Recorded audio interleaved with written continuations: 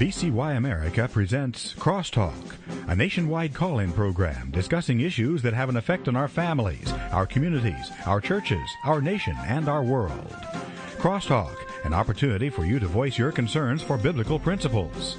And now live by satellite and around the world on the internet at VCYAmerica.org. Here is today's Crosstalk.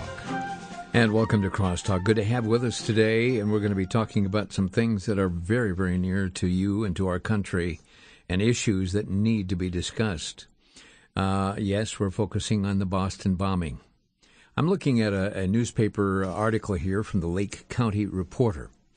The writer, Mr. Steve Garrison, is quoting Oconomowoc resident Lisa Turner, who expected this year to be the final time she would race in the Boston Marathon, having competed once before in 2010. Now she is not so sure. Whoever did this was a thief, Turner said. They stole so much from so many people, including the lives of several. But on a smaller scale, they stole a moment of rejoicing and happiness for those that were here to run. Turner said that in 2010, everyone from the race would go about the day with their chest puffed out, literally showing off their medal and the jacket that they had earned. This year, there was none of that. She said, I haven't put the medal around my neck yet because it is such a somber moment. You don't feel it is a moment to rejoice. Turner traveled to Boston with 4 members of the YMCA's Flyers Running Club and Dousman resident Jack Hoffman, Heartland resident Lori Schwartz, and Oconomowoc resident Dan Shaw. She said that she had already completed the race when she heard from others that the bombs had gone off near the finish line. The group managed to find each other at the hotel room.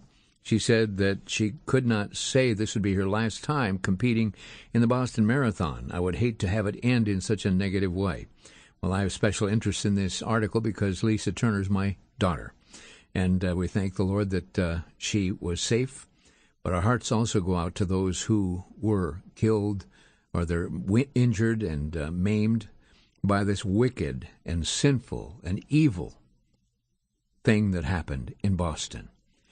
I had a phone call from a rabbi friend of mine in Brooklyn, New York. He said, Vic, I was listening to Michael Savage, and he had this guy, Walid on the air, and he said he was covering this whole thing. Well, I happen to know Walid Shubat because he's a good friend of ours and no stranger to Crosstalk. And he's with us today. And Walid, welcome to Crosstalk.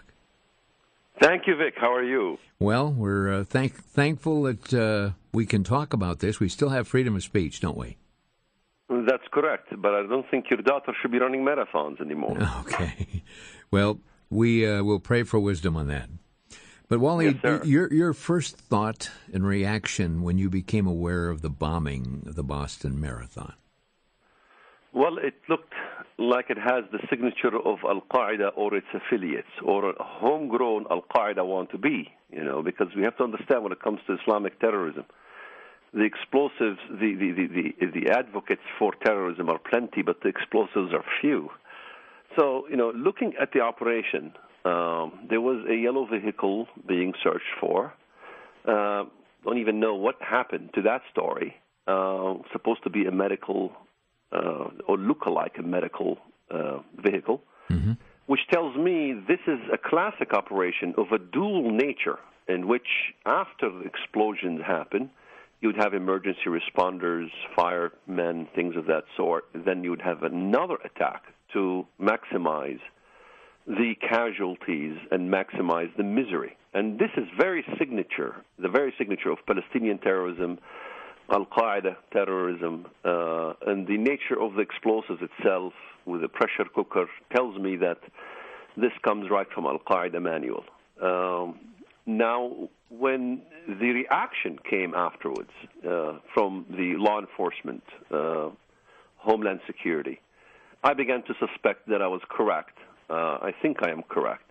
Time will tell. Because of the reaction, there was an arrest of a Saudi who was a suspect. Then that changed from suspect to point of interest. Then, as I began to examine the name of that point of interest fellow by the name of Abdul Rahman Ali Alharbi, That became problematic because when I examine the Arabic language, look at the Saudi official reports of Al-Qaeda members, Al-Qaeda leaders, Al-Qaeda wanted, it seems that he's got several relatives in Al-Qaeda. You have number 15, Badr Saud Alharbi. Number 73, Muhammad Atiq Uwaid Aufi Alharbi, who is the leader of Al-Qaeda in Yemen. In fact, he was released from Guantanamo Bay. Why would somebody be released from Guantanamo Bay if he's innocent? Then he becomes the leader of Al-Qaeda. Okay, and then you have Muhammad Salim Al-Harbi, the leader of Al-Qaeda in Syria, who was killed last year, July 30th, 2012. Then you have Khalid Salim Uwaid Al-Labibi Al-Harbi. And I can go on with so many names, and there is also in Guantanamo, relatives in Guantanamo. Then you have also the notorious number 18, Adil Radi' Saqr Al-Wahabi Al-Harbi, who, the records came out of the United States. That Al-Harbi is an Iran-based senior Al-Qaeda facilitator who specializes in the training of Al-Qaeda operatives and funding of Al-Qaeda operatives. So you have his relatives, family members, who are very much in the Al-Qaeda leadership. Then you have Faisal Mu'tad Al-Harbi, Walid Al-Harbi, Yasser Al-Harbi. I mean, I can go on and on and on with the Harbis. Now, having said all of that, I can see your audience going, wait a minute here. You know, just because there is Ted Kaczynski doesn't mean we should be wary of all the Kaczynskis. No. Well, but you see, this is the crux of the problem when you try to explain these things in the West. Lesson number one, terrorism and crime by the Saudis is so much interlinked with familial ties that it's ridiculous. Take a look at, let's say, the clan name Ghamidi. Okay, Ghamidi clan, like Dawsari clan, like Al-Harbi clan, these are notorious families that have of terrorism. Okay, if you take a look at the Ghamidi clan, their own website, okay, what does it say? It says, you know, people were asking, is the Ghamidi clan the spring of terrorism? In fact, they said, and I quote them verbatim, Ghamidi the Mujahideen, we pride ourselves having given two of the men, young men, number 3, Ahmad Ghamidi, number 4, Hamza Saleh Ghamidi, who destroyed the South Tower in Manhattan on 9/11. Hello? Yeah. That's their own family website. You find the same thing at Dawsari website, okay, Khalid Ad-Dawsari. In fact, there is Ali Ad-Dawsari, who visited this man, Al-Harbi, at the hospital. Okay, his other relative, Khalid Ad-Dawsari, known for weapons of mass destruction, captured by the U.S., is in U.S. custody, and also attempted to assassinate President Bush. Who is telling Americans about those things? No one. So, you know, you have several working with Osama bin Laden from the Ghamidi clan, Dawsari clan, Harbi clan, and the support level comes from from a national scale. In fact, the Saudi government themselves want the Americans to release Khalid al-Dawsari and want to release a Turkey who had a slave in the U.S. And this has been proven fact. I have interviews of television interviews, documentaries asking the release of all these thugs and terrorists. Well, here's the question I have, Walid. When I see, I mean, you're talking about, you've gone to it where you found family names. You found a whole link of connections there. But here we have just a term given to us as the people in society as a person of interest. They don't give you too much to hang on to there. A Saudi national, person of interest. You're telling us the family tree. Yes, and this is what they don't tell you. And what they don't tell you as well is what we find out from the Arab sources. Last night, what did I find out? There was a communique between the Saudi ambassador to the king, communicate with the top government officials in the United States. Mm-hmm. And that's disclosed in the Arabic language. You'll never find it in the English. It's an Uqaz, the major Saudi newspaper. And it states verbatim, I'm translating it verbatim from the Arabic here. أكد مسؤولون رفيعو المستوى في الولايات المتحدة بأنه لا توجد شبهة حول أي سعودي بشأن التفجيرات التي شهدها ماراثون بوسطن. English. The high officials in the United States government assured us that there will be no Saudis, okay, charged regarding any of the explosions that happened in Boston Marathon race. Now, the question is, how could the United States issue such statements to the Saudis that there will be no Saudis charged if they themselves declare to the American people they haven't caught the culprits? Wasn't this... What if the culprits turned out to be Saudis? Wasn't this person of interest actually been burned, or wasn't there some indication of some close involvement? Yes, he was tackled by citizen arrest until the police came. He was running from the scene, and he was very suspicious.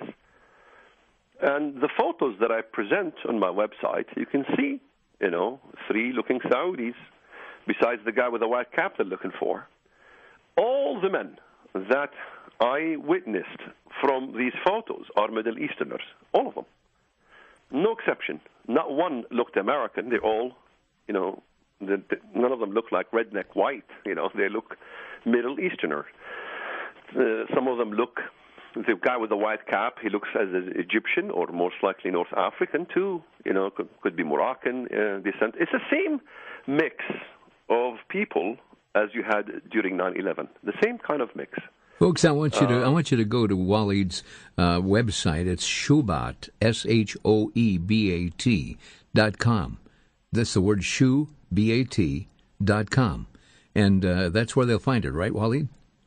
Correct. They can look at the 3 Saudis. We have the photos there. We have the photos we established from the Facebook of Alharbi, which, by the way, were scrubbed, and we obtained it from the Arabic sources. And you can identify him with the 3 Saudis taken at the scene of the crime. And one of them remarkably looks exactly like Alharbi. So, you can see a positive ID just by looking at the photos. Wally, the thing that gets to me is this. Here we have a person of interest, and you have just interpreted from Arabic statements from our government claiming that no Saudi is going to be charged. And if I understand correctly, and you correct me if I'm wrong, but they are looking to take him out of the country, literally, so that he is, being a person of interest, isn't even a part of the picture anymore. Well, yes, of course. This is what Steve Emerson disclosed. Napolitano denied it, of course. And the Blaze mentioned on what grounds he was being deported and what section of the law. And this is not a new story. We got to go back always to 9/11. What happened on 9/11 is very similar to what we have here. We had a similar story on 9/11 in which we allowed Saudis to flee the scene. You had 300 Saudis flee the scene. In fact, in 9/11, you had 24 bin Laden family members flee the scene. Oh, my. We're going to take a break. In 60 seconds, we'll be right back. Our guest today, Walid Shoebat, former Muslim Brotherhood activist, willing to die for the cause of jihad. He converted to Christianity, committed his life to Christ, and his commitment now is warning about Islam and this kind of violence. We'll be right back in 60 seconds.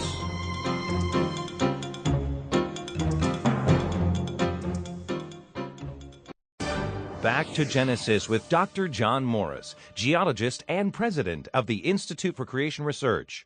Dr. Morris, did humans and dinosaurs ever live at the same time? Yes, indeed they did, Chris, according to the Bible. On day 6 of Creation Week, the land animals, including the dinosaurs and man, were created. They lived at the same time. Now, this doesn't mean they lived at the same place. Dinosaurs were very likely swamp dwellers, and humans don't usually live in swamps. No doubt they encountered one another, but this was probably sporadic. Even after the flood, there's a great deal of evidence that dinosaurs and man lived at the same time. For instance, the legends of humans encountering great dragons, which are best understood as the faded memories of human encounters with dinosaurs. Also, there's quite a number of rock drawings and artifacts that indicate that humans knew about these beasts. At least that's the way I see it from a Back to Genesis perspective. Thanks, Dr. Morris. For more on creation, visit our website at www.icr.org.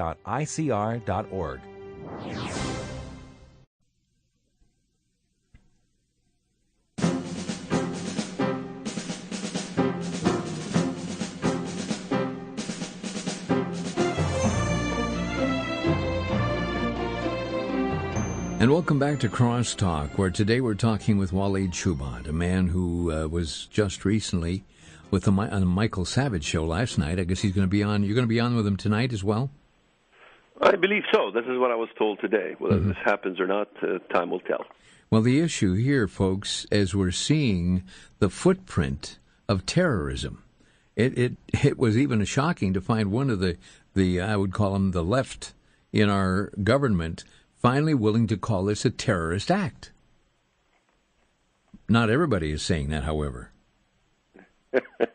What else can it be? Weapons, explosives, Americans' limbs flying in a marathon. This could only be a terrorist attack. In fact, Obama had no choice but to call it a terrorist attack.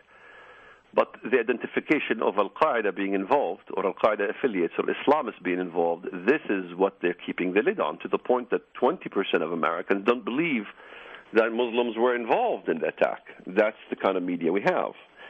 But in my opinion, when the media fails to produce a white Caucasian, as we did in the Ryerson case, that means it's because the culprits involved are Middle Easterners. So this is the problem, and this is what's going on right now, I believe, in the Security Department. It's all the politics involved.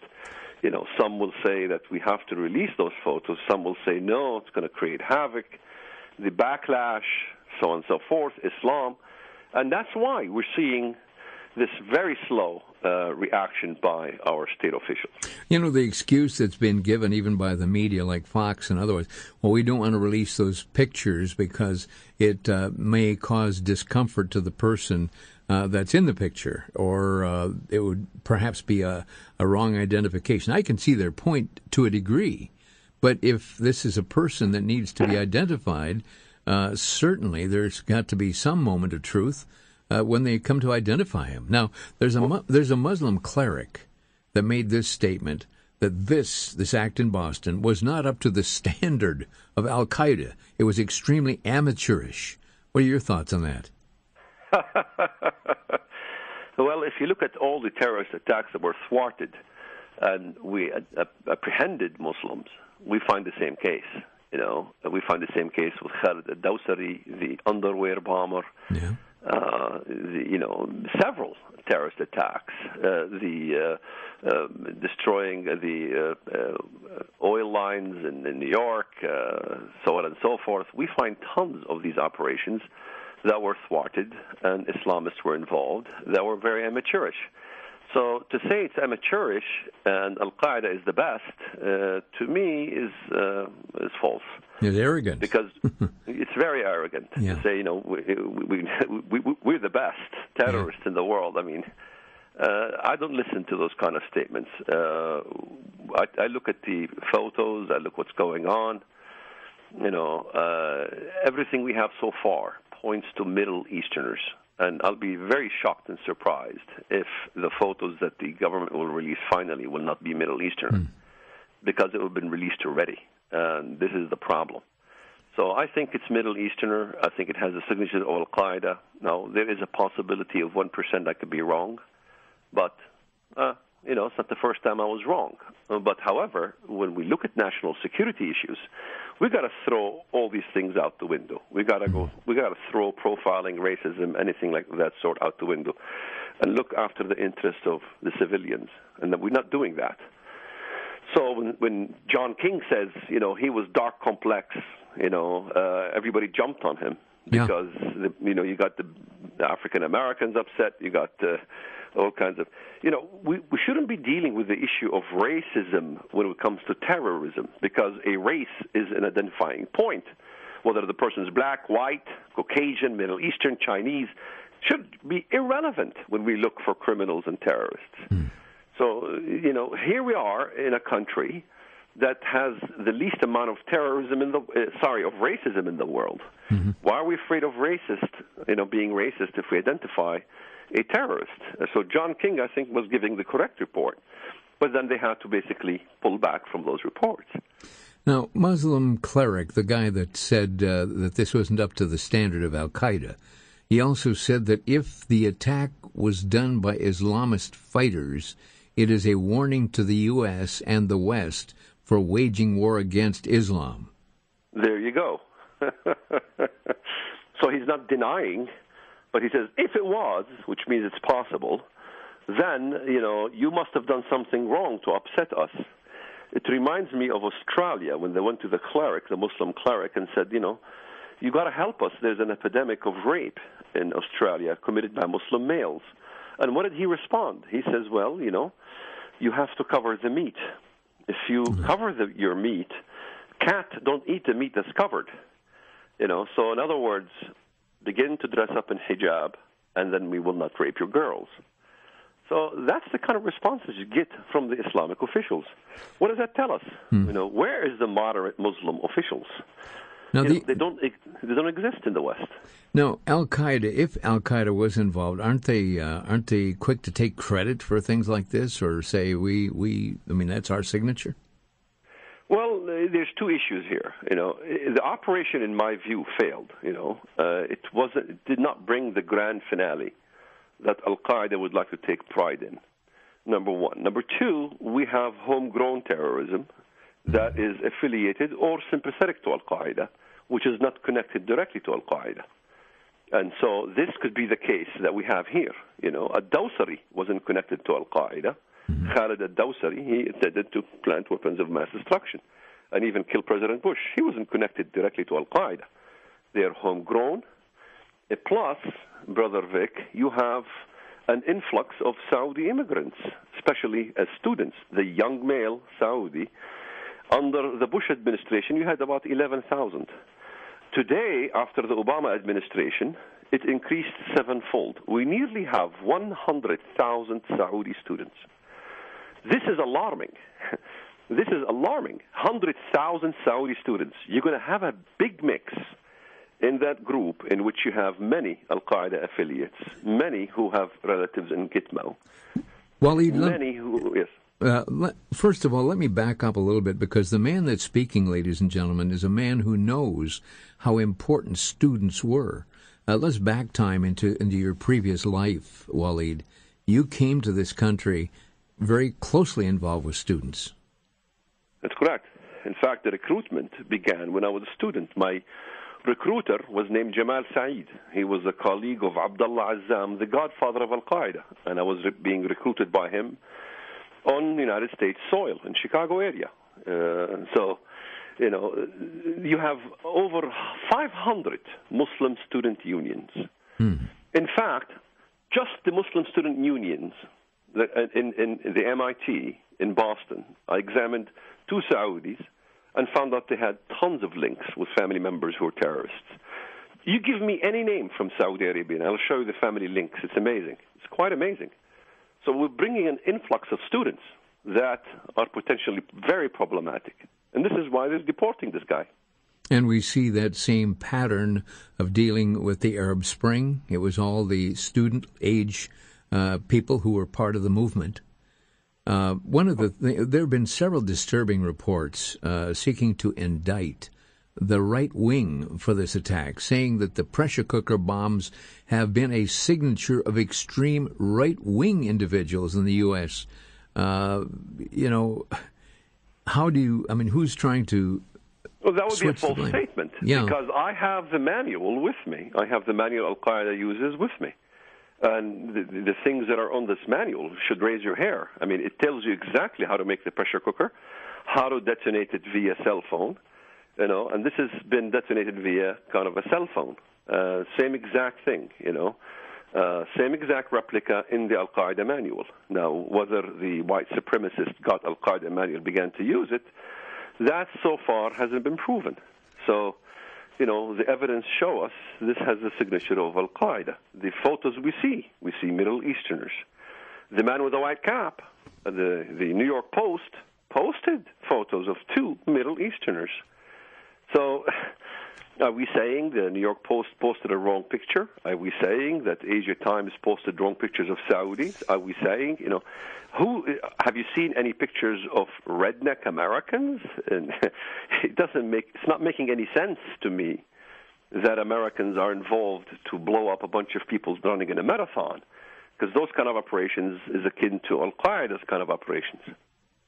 Now, folks, I think there was a news clip from Breitbart talking about roommates there that had, the roommate said nothing was taken from their apartment, but the authorities were seen carrying bags from the apartment. Authorities were seen hauling off several large bags, but this individual of special interest says nothing was taken. Somebody's lying out there. Yes, it's the Saudis who are lying. I looked at the same reports in the Arabic language. In fact, that's the statements basically coming from Alharbi's roommate. It's obvious that the witnesses who said they're coming out with bags and oodles of things. They wanted to check his apartment. In fact, Alharbi himself in the Arabic language, I have his interviews. He was interviewed, and he stated in the Arabic language that the authorities wanted to search my apartment, and I said fine, and they searched my apartment and took objects from my apartment, took things from my apartment. But he's pleading his innocence, of course. But nevertheless, by his own admission, his apartment was searched by the FBI. So this is from the horse's mouth. And all they have to do is just put him on a plane and get him out of here, and that way you don't have to worry about that in the Saudis because of that notice that they were not going to indict or arrest any Saudis. Absolutely. The Saudi considers himself as a special breed. They consider themselves superior to non-Saudis, period. That status quo will never change. It did not change during 9/11, in which 300 were allowed to fly. Americans weren't allowed to fly after 9/11. The only people on earth who were allowed to fly are the Saudis. What does that tell me? It tells me that they get special treatment. When that slave owner at Turkey, you have the Saudi government demanding America release him, and the United States sends a diplomat to the United States to speak to the king himself regarding keeping a Turkey in prison. Why do we give special privileges? If the man has been found guilty, it's over. Why do we have to visit the king of Saudi Arabia to appease him? So this is the kind of thing you have. You have other cases of child molestation. You have one major cleric, Saudi cleric. He's in prison now in custody for pedophilia, attempted pedophilia in the United States. Yet we have also reports from WikiLeaks showing the Saudi diplomats demanding those names to be released, who are sex offenders in the United States. This has all been established fact. It's a fact. These are facts. We're not hypothesizing here. So the Saudi gets a special treatment, period, because he is superior. He is Muslim. And especially if he's a Saudi, he is superior to anyone else. And that's how the Saudis view themselves.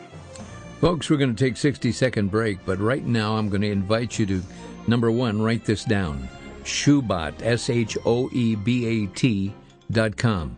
Just go there. Walid's website, you've got pictures, information. That is Shoebat, SHOEBAT.com. You'll find more information. We're going to be back, and we're going to open our phone lines. So get online right now, 800-733-9829. Can God be tempted? Why don't Christians follow all the Old Testament laws? Did animal sacrifices remove sin? Did Jesus contradict himself by calling people fools? These are just a few of the 40 issues addressed in the book Demolishing Supposed Bible Contradictions, Volume 2. This book defends the authority of the Bible and offers a solid foundation for those with doubts. Sadly, we are living in a climate where skeptics disregard God's Word, and even believers are doubting the inerrancy of Scriptures. Answers in Genesis staff, Ken Ham, Bodie Hodge, and Tim Chaffee, have put together a number of biblical responses to prove the Bible is accurate and without error.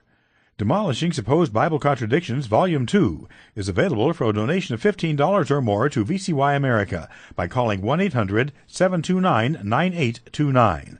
Or if you'd like both Volume 1 and Volume 2, the set is available for a donation of $26. Call 1-800-729-9829.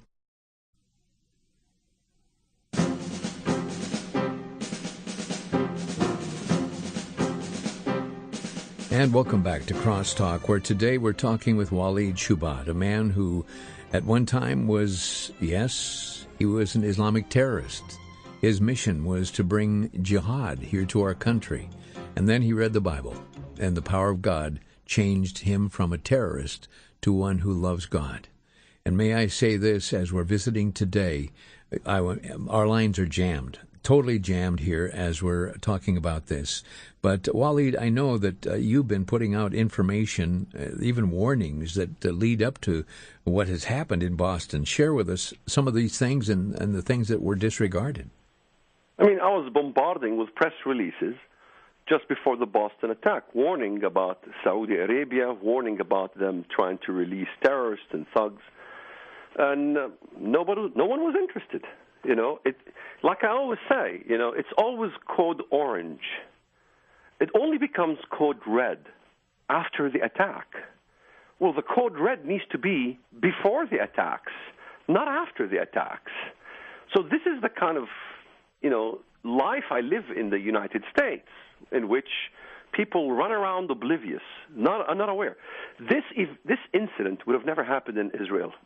You will never find somebody walking around with backpacks, you know, with pressure cookers, entering into a crowded area like that, placing a bag of this sort, and fleeing the scene and killing Israelis. It doesn't happen. You know, there's profiling, there's mechanism, there's people are aware in Israel. And in fact, after the attacks in Israel, people go in their merry business. They continue on with their life. They're always careful before the attacks, not after the attacks. So our people here are not really trained to deal with this at all. And the reason they're not trained is because of political correctness. It's because we don't want to say, be careful if Middle Easterners are carrying backpacks, look with something roundabout inside of them, looks like a pressure cooker. Be careful of, you know, we don't want to do this. So in the name of not being racist, you know, we end up having Americans killed, and that's the problem. The problem, you know, is easily, you know, identified, easily resolved. In fact, in one lecture, Brother Vic, I said, look at the forehead. You know, a lot of Muslim males try to get a pressure point in the forehead. I got in major trouble in the media. CNN began to attack me about me identifying, you know, Muslim terrorists. Hello, had we looked at the foreheads before 9/11, we would have 3,000 Americans living today. You know, Walid, as we look at this situation, there are people who are totally clueless to this. The issue of people not even wanting to deal with the hazards of what's going on here. Our phone lines are literally jammed right now, so we're going to go to the phone lines. And folks, keep your comments brief and to the point, because there are many callers, and we just want you to get your question, and Walid will try his best to answer that. We're going to go to Zoe in Illinois. And Zoe, you're on the air. Hi. There was a drill called before the attack happened, and there was an announcement that they were doing a drill, and they told people not to worry. And there were actually a lot of other people standing around that area. I'm not saying the Saudis weren't guilty at all. I'm glad that Walid is bringing this up. But there were some other people also with black backpacks that were not Saudis. And I'm wondering, I have heard that it may have been like a false flag, and they had the Saudis there, and they were doing a bad thing, but they had them there, and then they were hoping to be able to blame it, though, on gun owners and Tea Party or something, so that they could scare people about guns and so forth. And I know Alex Jones has been talking about this. Walid, your comment. Well, I mean, you had Chris Matthews. He is a television idiot who went on as soon as the event happened. He says, well, you know, it's tax day, you know, it could be white supremacists, blah, blah, blah. You know, he began to froth at his mouth, you know, speculating it's right-wing extremists and so on and so forth. Yet there was no evidence to any right-wing extremists being involved so far. So this is the kind of thing you're going to get. As soon as something like this happens, you're going to get the politically correct manual being, you know, blabbered by idiots like Chris Matthews. When John King says, there was some dark fella, everybody attacked him, even though he simply was portraying what he was told by authorities, by people in the security apparatus, and he was saying, "This is what they told me." And the way he was saying it, he was afraid of saying, "Well, I don't want to get in any trouble here. I got to be careful saying this, but it's a dark, complex figure." There you go. There's your problem.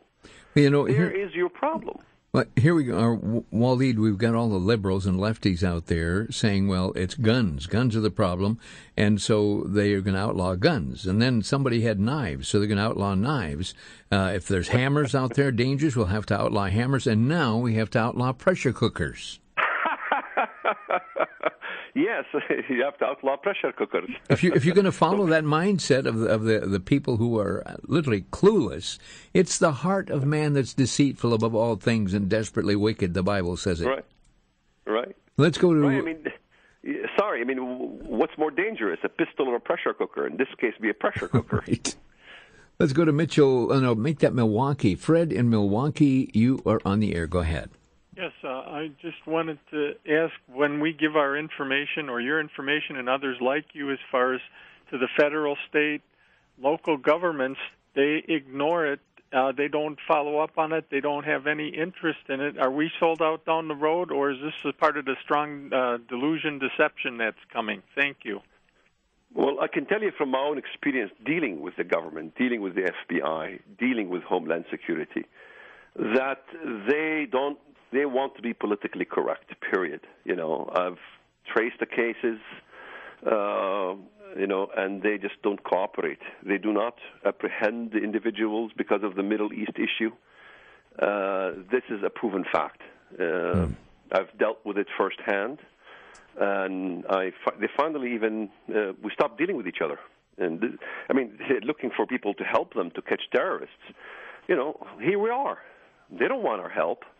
Because our help, basically will be void of any fear of profiling or this racism issue. We don't really care about those issues. We identify people because we work at this level of trying to catch terrorists. That's what we do. That's what I do. I'm a jihad hunter. I hunt the Arabic language. I hunt all the clues. Look at Hammam Khalil al-Balawi, who detonated and killed CIA agents. How could this person kill CIA agents when Hammam Khalil al-Balawi, the terrorist, had portrayed what he wanted to do in the Arabic language? And I was the first in the country to capture the information. Walid, I've seen you videos of you standing in front of huge numbers of law enforcement people where they brought you in to communicate with them. And sometimes I wonder if their hearing aids are turned off. Well, you see, what happened, I gave lectures to Homeland Security issues, and CNN began to object, and political correctness took over. And, of course, CARE took pride in working with CNN into trying to thwart my efforts. And this is the kind of struggle I have to deal with. I am not struggling with finding terrorists. I can find them. I am struggling with convincing the apparatus. I am struggling with dealing with the FBI or dealing with the media agencies, with dealing with the major media like CNN and Fox News. You go on Fox News and you go to their archives and see what they say about Saudi Arabia. Hello? Did Fox News say he was a Saudi national? No. Fox News didn't say he was a Saudi national. Why? Everybody else said he was a Saudi national. When it comes to Saudi Arabia, Fox News, hands off. That's the case that we have. Did they cover anything about Turkey and the issues about the pedophilia and the issues about Saudi Arabia wanting inmates removed from the United States custody? Fox News doesn't cover those things. Fox News, very big percentage of Fox News has been purchased by Prince Walid ibn Talal. It's pretty clear to me that he's got a say-so in all issues that happens when it comes to Saudi Arabia. And why would Prince Walid bin Talal want to buy shares in Fox anyway? Saudi money. There you have it. Let's move right now to Richland Center. And Tom, you're on the air with Walid. Yeah, are they going to, if they send the real guys out of country, people are still going to ask who did this. Are they going to take some white guy out of prison or off the street and drug him up and dangle him before the cameras and say, well, we caught the guy, this is it, and I'll take your answer off the air. Thank you. That's a good question. But the answer to the question is a question.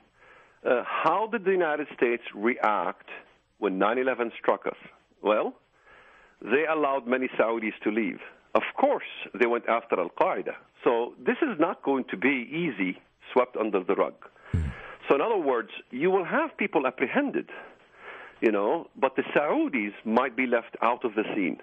You could have Egyptians, you could have Moroccans, Algerians, being arrested over this incident.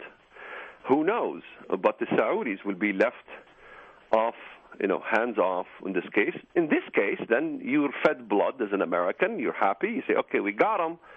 It's the same thing. It goes on all over the time. Osama bin Laden, we got him, but we don't have an Al-Qaeda problem. This is the policy of the United States currently. We don't have an Al-Qaeda problem, but we do have an Al-Qaeda problem. But that's why you find them retreating when it comes to Al-Qaeda. So it's going to be a homegrown terrorist. Sure, they could be Muslim, but no Saudis might be involved in this whole affair. Mitchell, South Dakota. Aaron, you're on the air. Hi, Vic and Wally. I have two things to say. One was regarding the women in Australia that you said reported rapes by Muslim men, and what I have to say is actually the true Bible, the Word of God, and through our Savior Jesus Christ says to respect women and be respectful to them and to run from sin. So you know what? If you do those things, you don't have trouble. There's no reason for it. So my other comment was the terrorists saying. Al-Qaeda saying something about it being amateur. That's just a lie. We know that Muslims lie and they'll say anything, and they're lying to try and cover it up because I think they're under fire. They're under, I believe they're being closed on by people, and they're trying to get out, and it's not working. Jerry, anybody that reads a story about people making underwear into a bomb. When you talk about somebody making a bomb in the heel of their shoe, Walid, I can't think of a more amateurish way. I mean, he certainly got a dose of hot seat there with a bomb that didn't go off.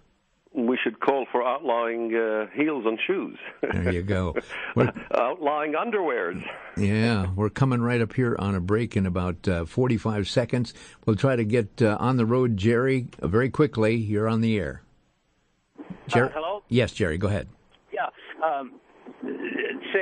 What can we do as far as if you're indicating there's Saudi people of interest and the government is allowing these people to get out of the country, what can we do as far as calling? Who do we call to say, hey, we know this is happening, and why? These are people of interest. Why are they being allowed to leave?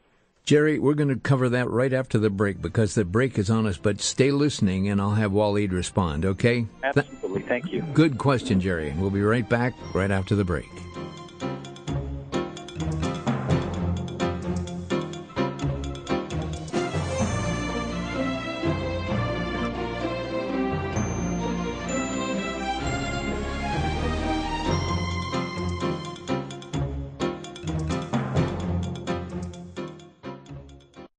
For the Worldview Weekend Minute, I'm Brandon House. Our website's worldviewweekend.com.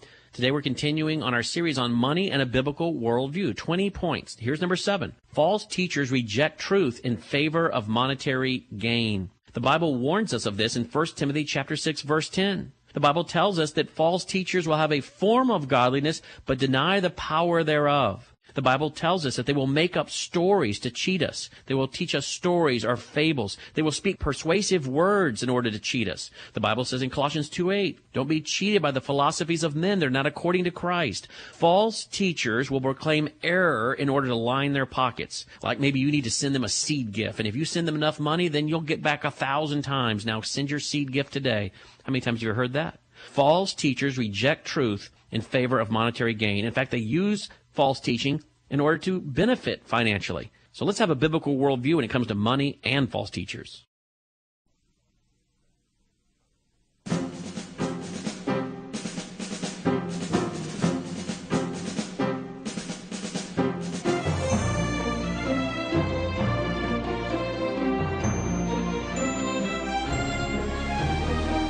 And welcome back to Crosstalk. We're on the last quarter of our program, 8 minutes. It moves very quickly. I'm going to ask our call screener to get the phone number for the State Department in Washington, D.C. We'll have it before the end of the program. And it wouldn't be wonderful if about 5,000 phone calls or 9,000 phone calls. I mean, that's only 100 people for every station we're on today.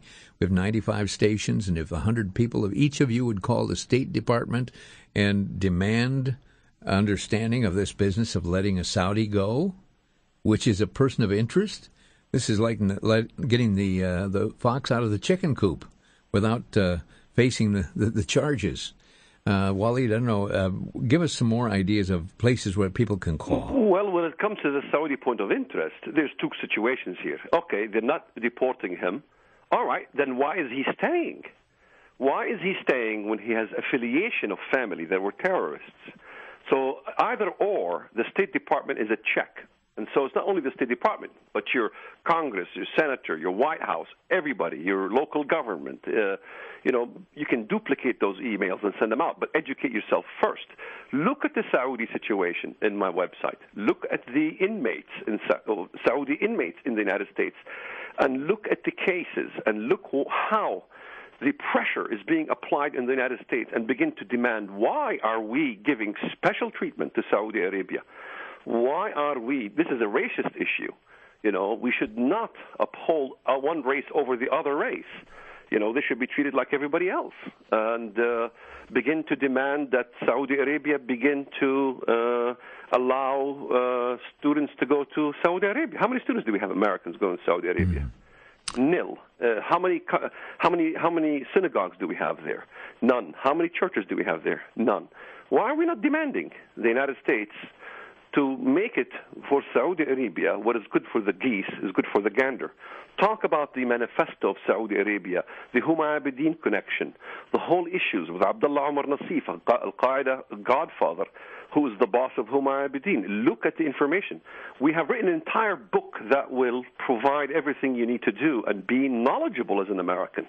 The case for Islamophobia has all the cases for you, and you just simply have to study and learn and be an educated American to know how to fight the whole issue. Well, go back again, give the names of your books, and then I believe they're available on Amazon or even going to your website, correct? Correct. The case for Islamophobia, Jihad by the Word, and this way they will begin to learn what is going on our government level.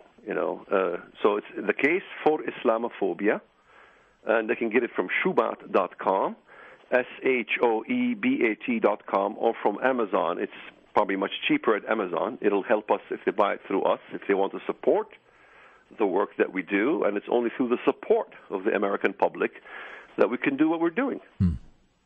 Well, folks, again, that's Shubat.com, SHOEBAT.com. Get in there, get the information. And, folks, ignorance is no excuse. This stuff, I mean, if you were being approached by vicious animals in your home, you didn't feel safe, you'd want to find out who your enemy is. And it's a long time overdue that you start becoming educated. And you can always call your congressmen, your senators, and, of course, hopefully we'll have the phone number for the State Department here before we leave here in just a couple of minutes. Brad in West Allis, you're on the air. Go ahead. Hi, Vic. Walid. Our government's actions prove that they are protecting these terrorists at best and on their side at worst, to our detriment. And I just wanted to ask a question about this genius that came up with, the pressure cooker bomb, they are only used by white supremacists. I don't remember hearing about white supremacists blowing people up left and right here. We'd be hearing about that if that was going on. Did anybody ask that guy about that? Well, yeah, I've never heard of cases of white supremacists. In fact, what they're saying is that the white supremacists were behind the execution of a couple DAs in Texas, and also there was in Colorado the killing of Clement, I believe. He refused to allow the Saudi Turkey to be released, and he was murdered. That story is under the rug. They say it's white supremacists who did it, but the American people are not giving the details of those cases to find out for themselves really what's going on. So we're not being informed, and this is the problem. We are living in a country that's acting like this is Egypt or Syria or one of those countries. This is what it's transforming to. Obama is not your typical American president. He's somebody who fits to be a United Nations president, not an American president. Walid, we're just about a minute left, so I want to sneak in here with a phone number.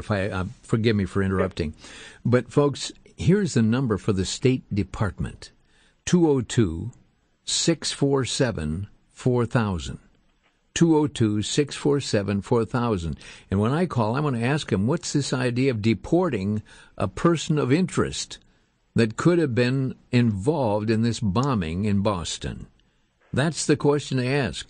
And may I suggest that thousands of you pick up the phone and you say, does it work? Yes. A few weeks ago, remember we asked you to call all the news sources like Fox and all the other news sources dealing with that abortionist? And it was a story that was kept under the rug. All of a sudden, this thing burst out in the news, and I just like to believe, that many of you had a part in that as well. Walid, it's always a blessing to have you on with us. Blessing is mine. Thank you, my friend. Thank you for everything you do. And we are so grateful that you're there, and we'll be praying that God will give you wisdom and safety as you endeavor to keep information coming our way. There's one other telephone number, John Kerry, 202-647-5291. John Kerry, 202-647-5291, Secretary of State. Well, that's it for today. And folks, invite a friend to listen. And by the way, let's get that address one more time for Shoebat.com, SHOEBAT.com. Get those books. Become informed as the crisis of this invasion is occurring here in our countries. And I really pray that God will awaken our hearts so that we might be informed. And as we see the forces trying to destroy Israel, trying to destroy our country, may we be informed and aware. Well, that's it for today. Thanks for joining us on Crosstalk.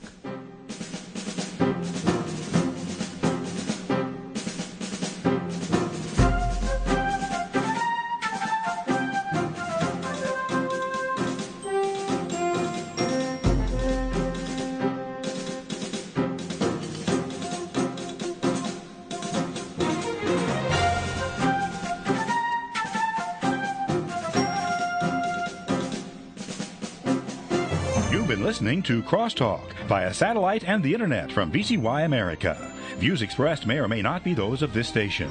For a CD of today's program, send a donation of $6 or more to VCY Tape Ministry, 3434 West Kilbourne Avenue, Milwaukee, Wisconsin, 53208, or download by RSS or podcast from crosstalkamerica.com. And join us again for Crosstalk.